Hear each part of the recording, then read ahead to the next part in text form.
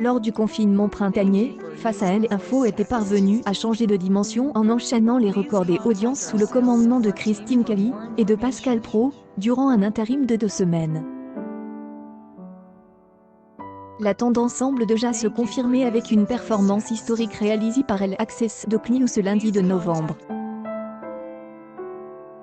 Pour la première émission de Livry depuis l'instauration du second confinement hexagonal, Éric Zemmour, Éric de Rijekmatin, Dimitri Pavlenko et Marc Menon ont participé au débat. Le premier sujet du soir à être consacré à ce confinement et à la fermeture des rayons non essentiels dans les grandes surfaces.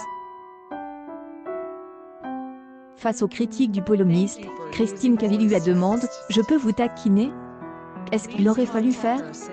C'est tellement facile de dire justement tout ça. Quelques instants plus tard, le compère d'Éric Nolot a poursuivi sa démonstration. Vous savez, ça peut paraître parano, même pour jadiste, mais j'y ai rencontré les hauts fonctionnaires en charge de la politique économique.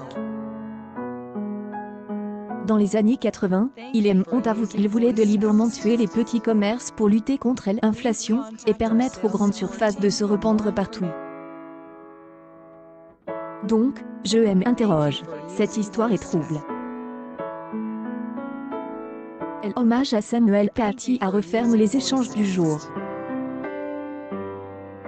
Éric Zemmour a tenu à minimiser la polémique sur la coupure du texte de Jean-Jean lu en classe à la mémoire de L. enseignant de Capit. Le texte était très long, on n'allait pas faire supporter aux enfants une lecture aussi longue. Franchement, ces critiques viennent de la gauche, et de l'extrême gauche. Ils le font car ils ont planqué dans le collimateur, qu'ils jugent trop réactionnaires.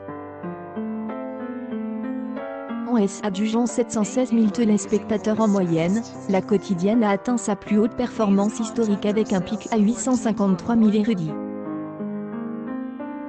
La part de marche a atteint 3,1 pro de l'ensemble du public et 3,7 les CSP. Dans la foulée, l'heure des Pro 2 a attiré 545 000 individus et 2 du public âge de